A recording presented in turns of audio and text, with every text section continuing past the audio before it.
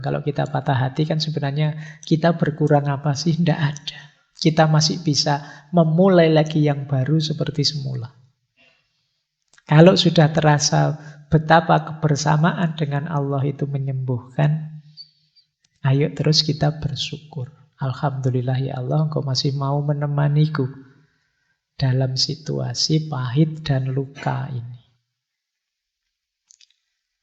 Baik, ini salah satu petunjuk dari Maulana Jalaluddin Rumi. Kalau kita sedang patah hati, sedang sedih, sedang banyak masalah.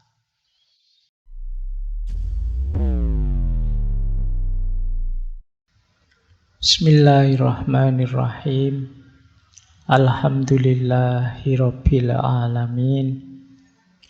Wa bihi nasta'inu ala umurid dunya waddin. Allahumma sholli wa sallim wa barik ala habibina wa syafi'ina sayyidina wa maulana Muhammadin wa ala alihi wa ashabihi wa man tabi'ahum bi ihsanin ila yaumiddin. Amma ba'du. Bismillah.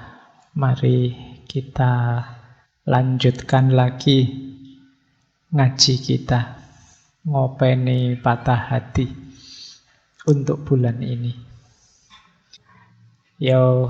Kalau didefinisikan secara luas sebenarnya kita semua pasti pernah patah hati.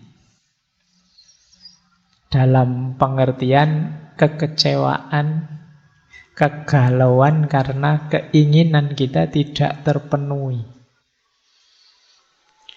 Nah, yang seperti ini bagaimana komentarnya para sufi? Nanti kita jelajahi ya.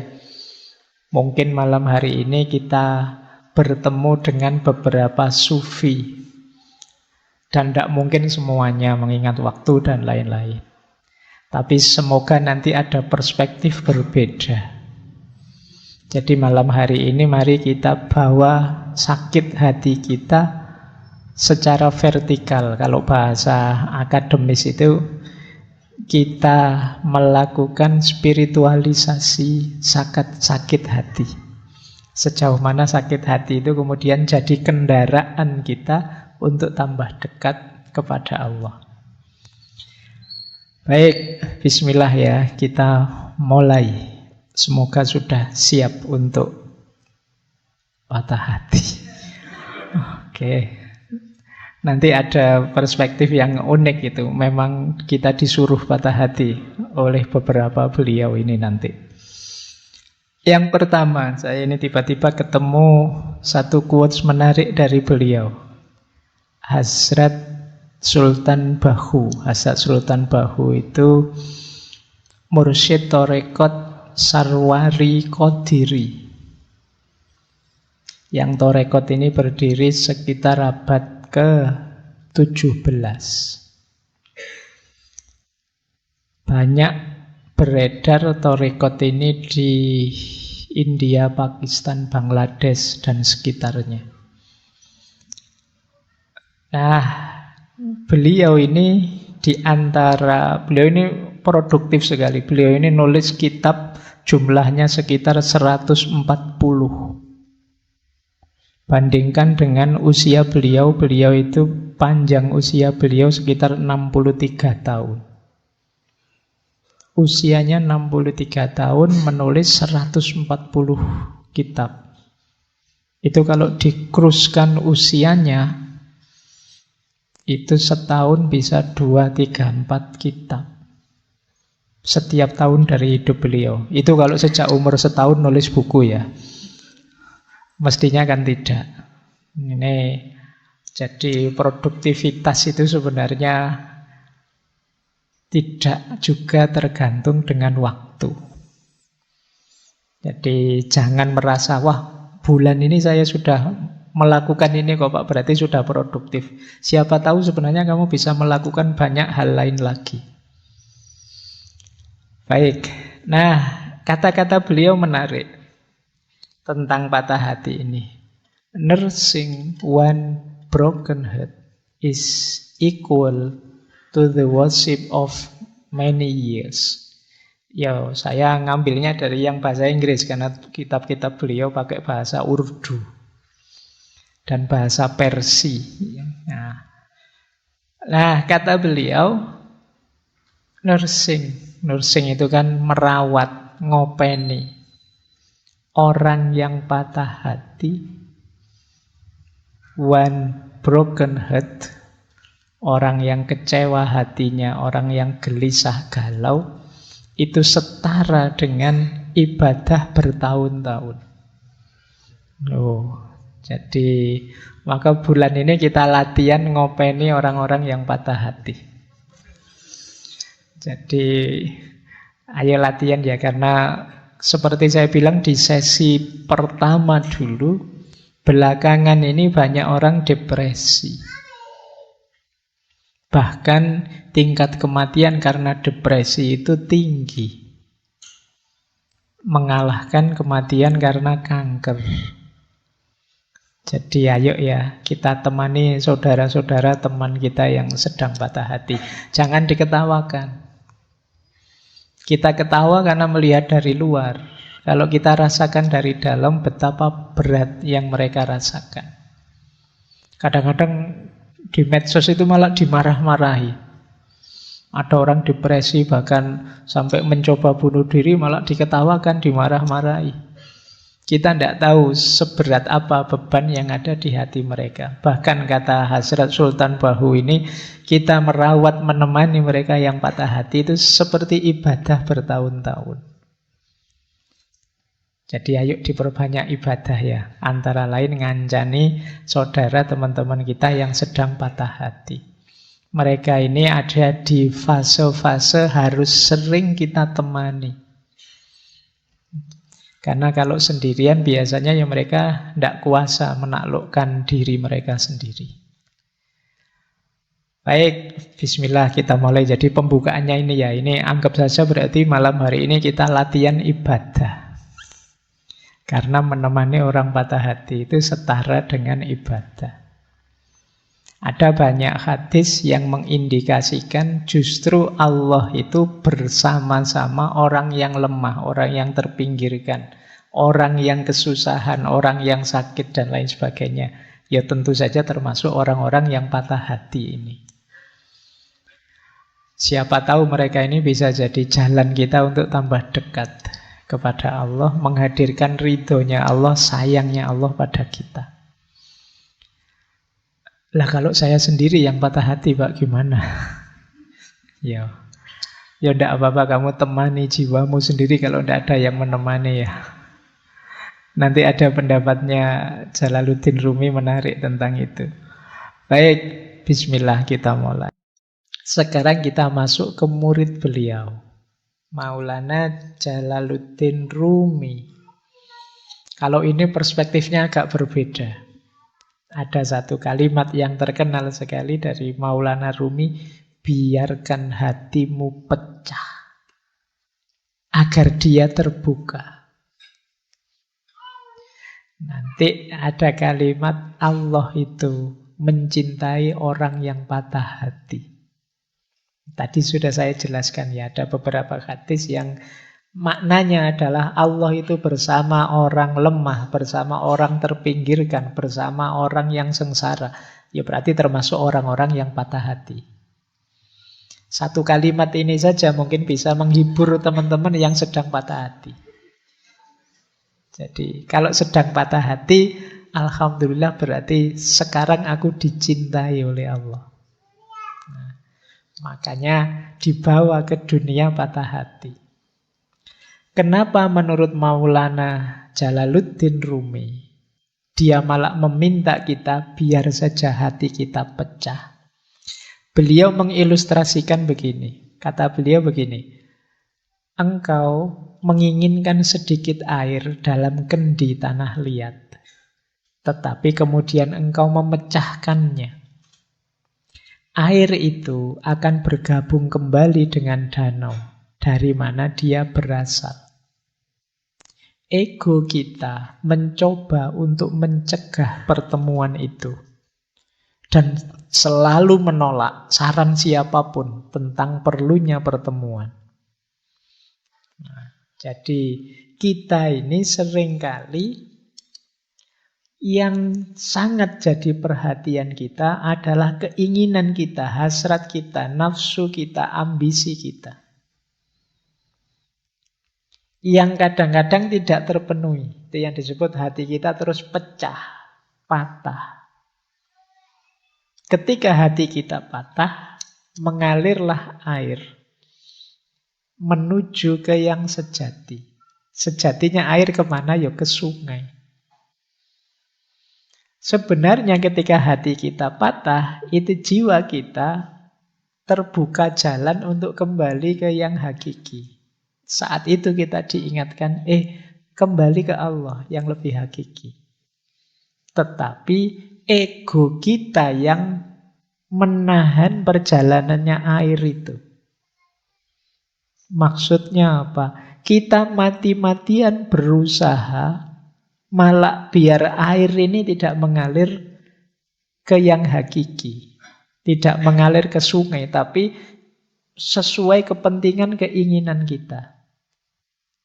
Ketika kita kecewa, misalnya patah hati ditinggal pasangan kita, itu kan kita justru energi paling besar yang kita lakukan adalah gimana caranya agar bisa balik kembali.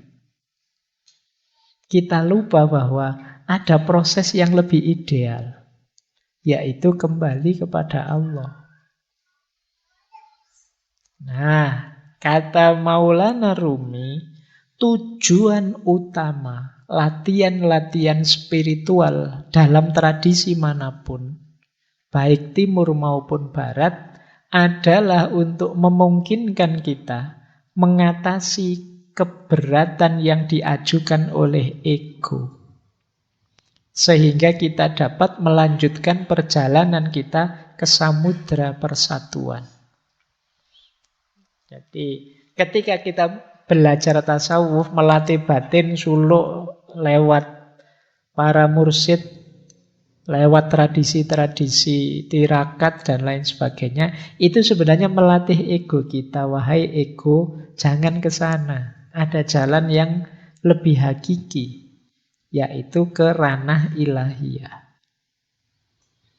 Nah, jadi ilustrasi dari Maulana Rumi itu, perjalanan batin kita itu seperti air dalam kendi. Air dalam kendi itu kan tujuannya untuk kita minum. Kita minum itu berarti untuk memenuhi keinginan kita. Ketika kita patah hati, seperti kendi yang pecah. Berarti apa? Yang semula untuk memenuhi keinginan kita sekarang keluar, mengalir. Mengalir ini sebenarnya baik. Kenapa? Dia akan mengalir bersatu dengan aslinya. Tempat asalnya, yaitu sungai. Tapi kita yang sudah terlanjur punya nafsu untuk minum, ini ego. Biasanya mati-matian gimana caranya air ini tidak mengalir ke sungai, tapi memenuhi kehausan kita.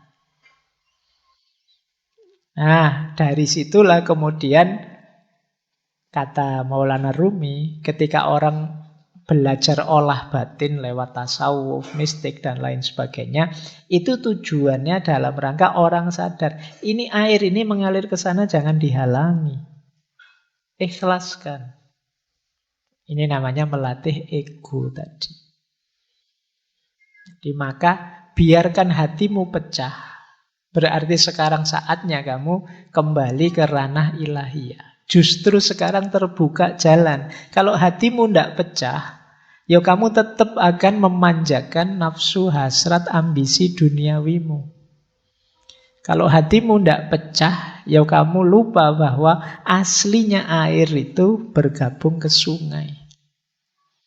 Jadi inilah salah satu ilustrasi dari Maulana Jalaluddin Rumi. Makanya beliau bilang, biarkan hatimu pecah agar dia terbuka. Kalau tidak pecah-pecah, tidak terbuka-terbuka, kamu masih asyik dengan duniamu, memenuhi hasrat ambisimu. Begitu pecah, sekarang kamu sadar dengan yang lebih sejati. Inilah ilustrasi dari patah hati. Jadi patah hati itu penting ternyata untuk menyadarkan kita bahwa dalam hidup ini ada yang lebih hakiki dan perjalanan kita menuju ke sana. Baik, kita lanjutkan. Nah, dilanjutkan ya. Luka adalah jalan cahaya yang memasuki jiwa. Jadi ketika hati kita luka, hati kita patah, justru lewat luka dan patahan itulah cahaya bisa masuk. Ini melanjutkan yang tadi. Kalau hatimu tidak luka dan tidak patah, mungkin kamu tidak sadar. Kenapa tidak sadar? Karena cahaya tidak bisa masuk. Itu mengapa Allah itu dekat dengan orang-orang yang hatinya patah, hatinya luka, menghadapi penderitaan hidup. Karena berarti di situ ada rekahan yang cahaya bisa masuk. Makanya para sufi terus punya rumus ya, kalau dalam penderitaan kita bersyukur. Alhamdulillah masih diingatkan oleh Allah bahwa yang hakiki adalah perjalanan menuju Dia. Nah, itu ada ilustrasi menarik. Terimalah situasimu tanpa menghakimi. Aku marah, aku takut, aku benci. Biar saja, rasakan saja. Ini aku sedang patah hati, sedang marah, sedang takut, sedang benci. Kalau sudah kamu sadari, kamu terima apa? Lalu hadirkan Dia untuk menemanimu. Biarkan cahayanya Allah masuk dalam dirimu, menerangimu. Saat engkau membutuhkan pertolongan Tuhan pasti datang. Jika engkau tertutup, tidak ada ruang untuk cahaya. Perlu ada celah dalam hatimu agar cahaya bisa masuk. Katakan dengan tulus, aku tidak bisa mengatasinya, namun engkau bisa ya Allah. Kupersembahkan padamu semua sakit dan luka ini. Bersamanya engkau akan utuh kembali. Cinta, kedamaian, keindahan, hidup kembali. Dirimu yang sejati tidak berkurang sedikit pun. Lalu bersyukurlah. Jadi ketika kita sedang berat-beratnya menghadapi masalah apapun, terimalah itu. Biarkan hatimu pecah. Kemudian rasakan hadirnya Dia dalam dirimu. Dan yakinlah bahwa apapun yang engkau inginkan akan dipenuhinya. Sambatlah padanya, ya Allah, masalahku ini sangat berat. Aku tidak mampu. Kalau engkau pasti mampu. Maka aku persembahkan duka, luka, sakitku ini hanya kepadamu. Nah, insya Allah bersama Dia kita akan kembali utuh. Kembali hidup seperti semula. Tidak ada satupun yang berkurang. Kalau kita patah hati kan sebenarnya kita berkurang apa sih? Tidak ada. Kita masih bisa memulai lagi yang baru seperti semula. Kalau sudah terasa betapa kebersamaan dengan Allah itu menyembuhkan, ayo terus kita bersyukur. Alhamdulillah ya Allah, Engkau masih mau menemaniku dalam situasi pahit dan luka ini.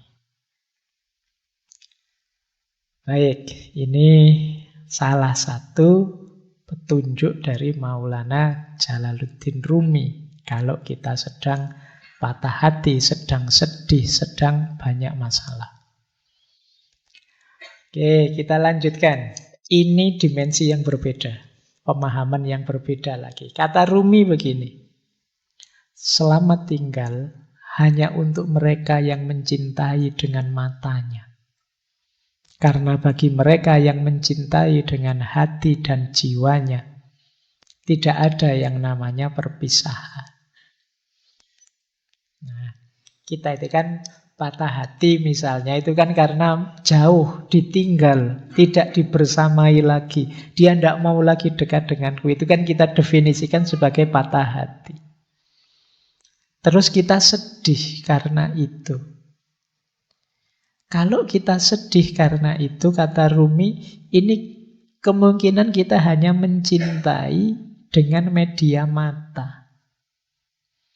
Hanya karena tidak melihat dia di sisi kita, kita menyebut itu perpisahan. Padahal bagi orang yang memang benar mencintai, cinta itu hadirnya dalam hati dan dalam jiwa. Hati dan jiwa itu tidak mengenal perpisahan fisik.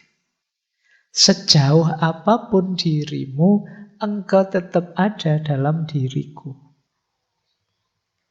Maka goodbye atau selamat tinggal itu hanya untuk mereka yang cintanya hanya dengan mata, kata Maulana Rumi. Tapi bagi mereka yang mencintai dengan hati dan jiwanya, tidak ada yang namanya perpisahan. Ini boleh juga dipakai dalil bagi mereka yang LDR-an. Ya. Jadi kalau kamu hari ini sedang galau karena LDR-an, kamu kirim quotes-nya Rumi ini padanya. Jadi selamat tinggal hanya untuk mereka yang mencintai dengan matanya. Karena bagi mereka yang mencintai dengan hati dan jiwanya, tidak ada yang namanya perpisahan. Baik, ini sisi dalamnya cinta berarti memang tidak bisa patah. Kalau memang kita benar mencintai, sebenarnya perpisahan itu tidak mungkin. Karena yang kita cintai pasti akan selalu ada di hati kita dan di jiwa kita. Meskipun dia misalnya, wah ini dia kok nikahnya sama orang lain, ya kita sudah lama. Iya kan fisiknya sama orang lain, tapi cintamu padanya kan masih ada di sini. Iya. Jadi yo abot rek memang. Tapi kan untuk menghibur diri perlu teori ini. Biar kamu nangismu ndak keras-keras. Jadi ini makanya quote ini jangan dikirimkan ke mantanmu yang sudah punya pasangan ya. Nanti bisa jadi masalah itu. Mantan kok ngirim yang ini, itu bisa trouble itu. Baik, kita lanjutkan ya. Ini salah satu pendapatnya Maulana Rumi. Ini menarik kalimat ini. Biarlah sang pecinta menjadi tercela, menjadi gila, menjadi linglung. Orang yang sadar akan khawatir tentang hal-hal buruk. Biarlah sang pecinta saja. Ini sebenarnya ingin bilang, orang itu kalau memang benar mencintai, dia tidak akan peduli. Dianggap tercela, dianggap gila, dianggap linglung. Ya konteksnya Maulana Rumi ini cinta ilahiyah ya, cinta kepada Allah. Meskipun sebenarnya cinta pada pasangan kadang-kadang juga ada yang selevel ini.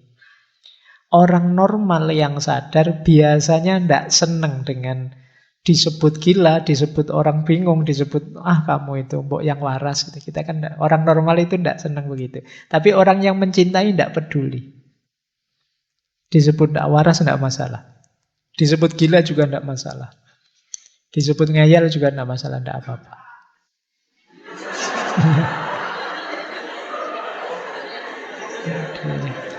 Ya. Oke. Baik. Iya. Itu. Oke ya. Yang kesenggol langsung bunyi. Nah, kita lanjutkan. Jadi tidak masalah bagi orang yang mencintai. Biarlah sang pecinta saja.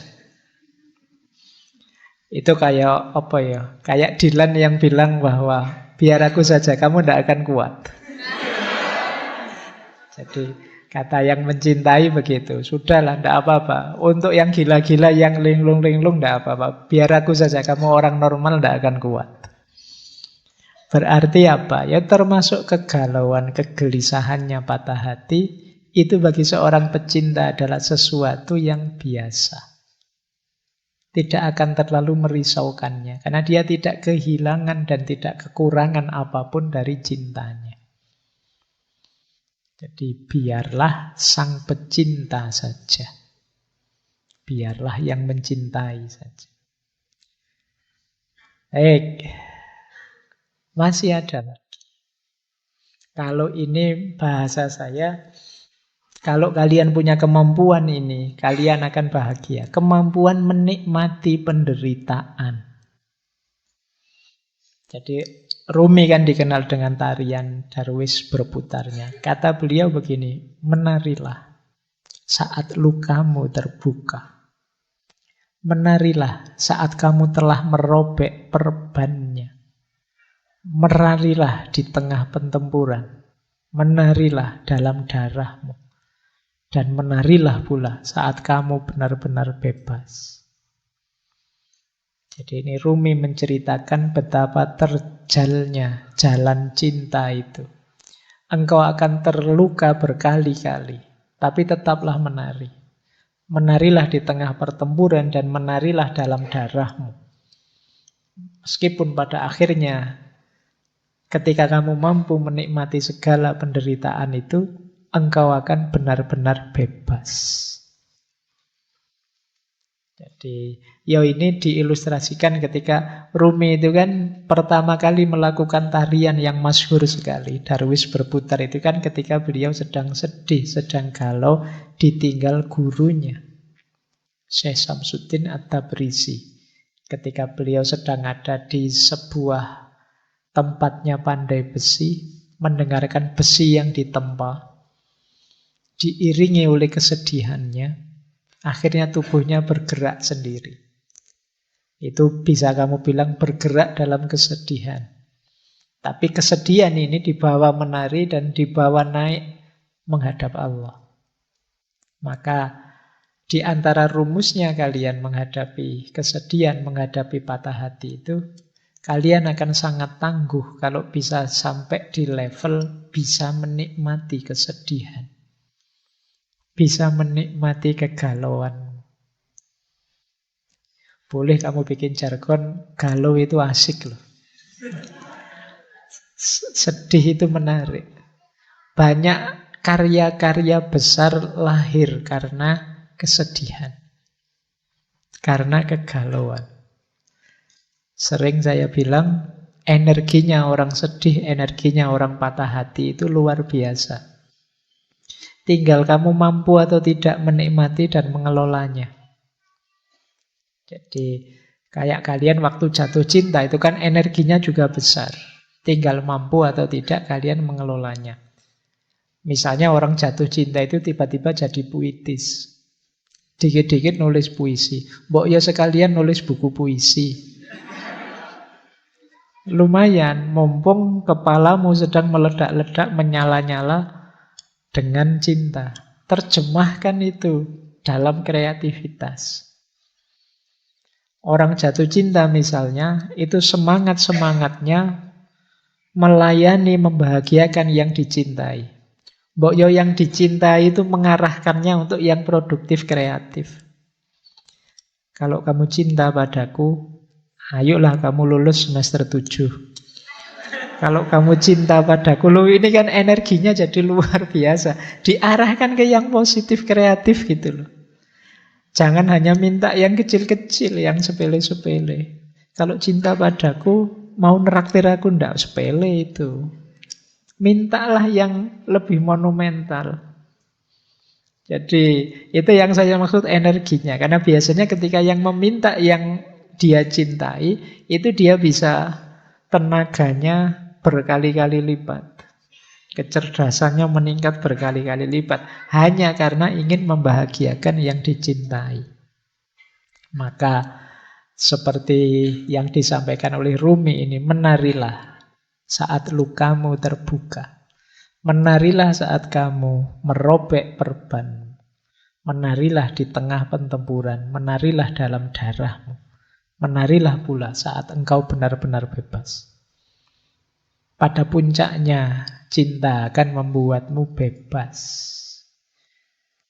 Yang paling jelas ya bebas dari belenggu ego dirimu sendiri. Orang mencintai itu kan ketika orang yang bisa menaklukkan dirinya sendiri. Baik, saya lanjutkan.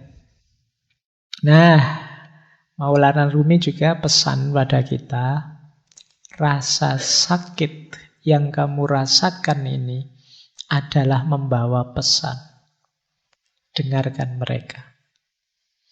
Jadi ini latihanlah mendengarkan lukamu sendiri. Latihanlah memahami pesan yang dibawa oleh kesedihan dan dukamu. Maka jangan terlalu hanyut emosional oleh pengalaman pahit yang kamu miliki.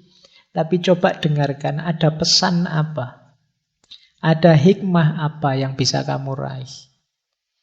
Yo karena yang pesan ini Maulana Rumi yo berarti perhatikan dia memberitahumu apa dalam rangka meningkatkan kedekatanmu kepada Allah. Dalam rangka menghidupkan cintamu kepada Allah. Peristiwa pahit apapun coba kamu dengarkan. Dia membawamu pesan apa, membawakanmu pesan apa yang itu membuatmu tambah dekat pada Allah. Jadi pesan yang arahnya ke sana. Dengarkan. Karena ketika Allah menetapkan sesuatu, pasti tidak ada yang sia-sia. Termasuk menetapkan patah hatimu. Pasti Allah tidak sedang iseng. Tidak sedang, saya coba anak ini kalau tak bikin patah hati kayak gimana. Pasti tidak sekedar itu. Pasti Allah ingin sesuatu yang lebih besar dan lebih penting dari itu. Maka penting kita mampu membaca luka, mendengarkan patah hati. Ayat itu kan tidak hanya ayat tertulis, tapi juga ayat-ayat kauniyah. Patah hatimu dan lukamu itu ayat-ayat Allah juga. Coba dengarkan pesannya dari situ. Jangan-jangan mengingatkanmu atau mengujimu atau mendorongmu untuk tambah dekat padanya. Dan seterusnya.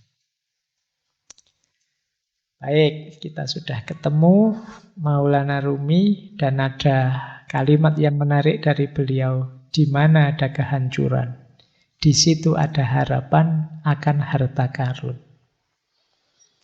Harta karun itu kan biasanya terkubur di balik puing-puing.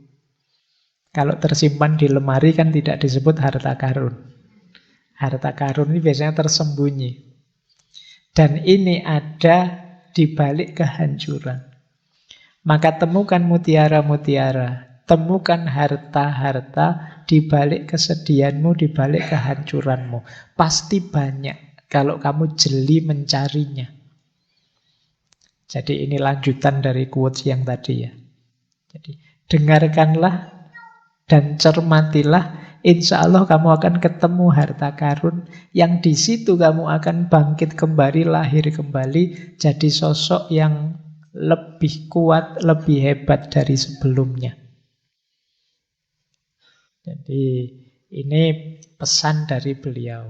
Di mana ada kehancuran, di situ ada harapan akan harta karun. Jadi jangan terlalu lama nangis-nangis sedihnya. Beri waktu tersendiri, tapi kemudian segera move on. Bacalah kesedihanmu, dengarkan pesannya, carilah mutiara-mutiara di baliknya, terus lahirlah kembali jadi sosok yang baru yang lebih tangguh. Ini yang diinginkan oleh Maulana Jalaluddin Rumi. Baik. Nah, ini tadi hubungannya dengan kesepian ya. Memang kalau kita sedang sakit, kita sedang sedih itu perlu teman. Tapi seandainya tidak ada teman dan kamu merasa sendirian, jangan merasa kesepian. Seluruh alam semesta ada dalam dirimu. Jadi, kalau sekedar ingin cerita, ingin curhat, dalam dirimu lengkap. Ada komponen alam semesta. Jangan merasa sendiri. Wong kamu itu sendirian saja sebenarnya kan sangat ramai. Kalau tidak percaya, kalau kamu di kamar sendirian itu kan, ya memang suaranya tidak ada, wong kamu tidak ngobrol. Tapi pikiranmu kan riuhnya luar biasa. Ramenya luar biasa. Kalau sekarang kadang-kadang tidak hanya pikirannya, mulutnya juga rame, apalagi kalau pas main game. Ya, kamu marah-marah sendiri, mesuh-mesuh dewe, ngamuk-ngamuk dewe. Apalagi pikiranmu. Pikiranmu itu kan tidak pernah diam. Ketika kamu sadar, ya pikiranmu bunyi terus tentang apa saja. Kamu sebenarnya ramai, jadi tidak perlu merasa kesepian. Seandainya kok dalam kesedihanmu kamu tidak menemukan teman, engkau sendiri cukup. Jangan merasa kesepian. Alam semesta ada dalam dirimu. Ada kalimat menarik dari Rumi. Yang beliau sampaikan tadi mungkin berat. Engkau yang sedang sedih mungkin sulit. Tapi I know you are tired. But come, this is the way. Aku tahu engkau mungkin sangat lelah. Berat sekali melaksanakan yang dipesankan tadi. Tapi memang inilah jalannya. Jadi inilah jalan yang berlawanan dengan jalur menuju keputusasaan. Jadi aku tahu engkau lelah, tapi inilah jalannya. Ayo pelan-pelan kamu tempuh jalan ini. Jangan mengambil jalan yang sebaliknya, yaitu jalan keputusasaan. Baik, ini dipesankan tadi ya. Sejak awal tadi kan sudah ada banyak tips-tips untuk kita bisa mengatasi rasa sedih dan hati kita yang patah tadi. Paling tidak kita menghindari gol di gawang keputusasaan. Dan memang hanya ini jalannya, kata Maulana Jalaluddin Rumi. Nah, ada satu teori dalam dunia tasawuf. Nanti coba kalian cek ya. Kalian dalam sedih ada di mana? Hubungan kita dengan Allah saat kita menderita. Ada fase confirming, ada fase responsif, ada fase ekstatik. Orang yang ada di fase confirming itu orang yang ketika sedih bisa merasakan hadirnya Allah. Terus dia tenang dan muncul harapan-harapan baru. Nah, ini ada level paling rendah ya tentu saja yang tidak ingat Allah. Ini level awal itu ingat Allah. Jadi sudah ingat Allah. Ingat Allah saja itu akan menenangkanmu. Memunculkan optimisme baru. Sebuntu apapun jalanku, aku masih punya Allah ternyata. Harapanmu muncul. Ada fase lebih dalam lagi. Tidak sekedar sadar hadirnya Allah, tapi sadar dekatnya Allah dan baiknya Allah. Ini lebih besar lagi kegembiraan dan optimismemu. Allah kan selalu mengabulkan doa-doa kita. Permohonan kita, permintaan kita. Allah selalu sayang dengan kita. Allah itu tidak pernah tidak baik kepada kita. Kita saja yang keluar jalur. Sehingga kebaikan Allah tidak sampai. Kita saja yang ambil jalan, rute yang berbeda dengan yang diinginkan oleh Allah. Ini fase kedua, namanya fase respon. responsif. Ada fase ketiga lebih dalam lagi. Di fase ketiga ini, kita tidak sekedar merasa dekat dan Allah itu baik, tapi kita sudah intim sama sekali. Kita sudah sangat cinta dengan Allah, sehingga apapun yang diberikan oleh Allah, apakah itu pahit ataukah manis, tidak masalah. Ini namanya fase ekstatik. Nah, dalam kesedihan kita ada di mana? Allah yang hadir dalam diri kita, apakah sekedar confirming, apakah responsif, ataukah sudah ekstatik? Orang yang sudah bisa menikmati kebersamaan dengan Allah, adanya di level ekstatik. Orang yang hanya sadar Allah itu ada kok, Gusti Allah ora sare, itu namanya fase confirming. Orang yang sadar bahwa Allah itu tidak sekedar hadir, tapi dia maha baik dan akan mengabulkan semua doa kita, namanya fase responsif. Nah, teman-teman coba dicermati kehadiran Allah dalam diri kita itu seperti apa. Pandangan kita tentang keberadaannya Allah itu ada di mana. Itu menunjukkan level kedekatan dan level hubungan kita dengan Allah. Baik, kita akhiri dengan beberapa tips. Kalau ini agak praktis ya, kalau yang tadi filosofis. Banyak yang tanya ke saya, caranya biar hati tenang itu apa sih, Pak? Dalam penderitaan. Ini saya ambilkan langsung dari beberapa ayat ya. Biar ini seperti ngaji beneran. Ada Al-Qur'annya. Segalau apapun dirimu, coba kamu rujuk ayat-ayat ini. Mungkin kamu bisa lebih tenang. Yang pertama surat Al-Insyirah. Ayat 5 sampai ayat 6. Yang bunyinya adalah fa inna ma'al usri yusra, inna ma'al usri yusra. Maka sesungguhnya bersama kesulitan itu ada kemudahan. Sesungguhnya bersama kesulitan ada kemudahan. Sesulit apapun hidupmu, sepahit apapun pengalamanmu, tidak usah khawatir. Pasti ada kemudahan. Bahkan ada penafsir, ada mufasir yang mengartikan setiap ada satu kesulitan, Allah akan memberikan dua kemudahan. Ini kan diulang dua kali. Fa inna ma'al usri yusra, inna ma'al usri yusra. Jadi yang pertama, kamu ingat-ingat ini. Allah sendiri yang menjanjikan. Sesungguhnya bersama kesulitan ada kemudahan. Maka jangan putus asa. Pasti ada jalannya. Pasti ada kemudahan. Kemudian yang kedua, boleh dilihat surat Ar-Ra'd ayat 28. Tadi sudah kita singgung sedikit ya. Ala bidzikrillahi tatmainnul qulub. Sesungguhnya dengan mengingat Allah, bukankah dengan mengingat Allah itu hati menjadi tenang. Tadi sudah kita jelaskan level kedekatannya. Jadi kalau ingin tenang, hadirkan Allah. Ingat Allah itu menenangkan. Karena apa sih yang tidak mungkin di hadapan Allah.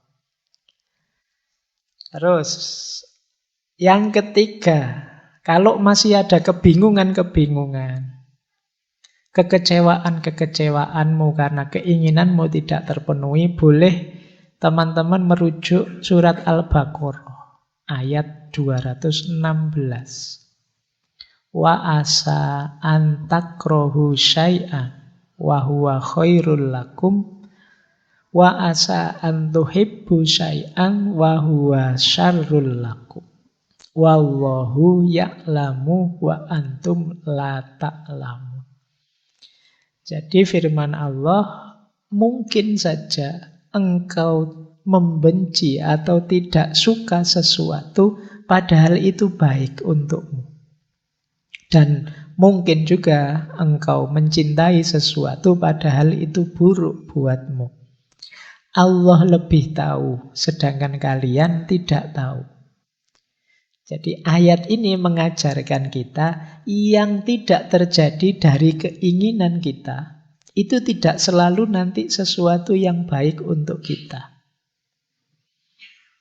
Jadi yang kita sukai bisa jadi itu buruk untuk kita. Allah lebih tahu.